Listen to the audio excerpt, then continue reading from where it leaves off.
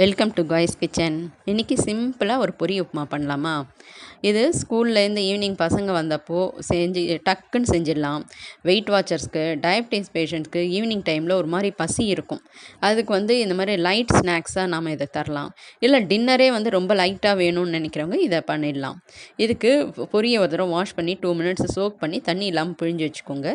வானிலையில் ஒரே ஒரு ஸ்பூன் எண்ணெய் விட்டு கடுகு, உளுத்தம்பருப்பு, காஞ்ச மிளகாய், கருவேப்பிலை தாளித்து இந்த பொரியை போட்டு பருப்பு பொடி போட்டுக்கோங்க. அது கூட நம்ம சேனலில் அப்லோட் பண்ணியிருக்கேன், பாருங்கள்.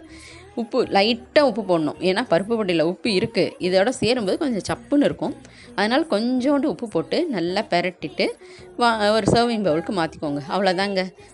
ரொம்ப நல்லாயிருக்கும் டேஸ்ட்டு. ட்ரை பண்ணி பாருங்கள். லைக் பண்ணுங்கள், ஷேர் பண்ணுங்கள், சப்ஸ்கிரைப் பண்ணிவிடுங்க. தேங்க்யூ.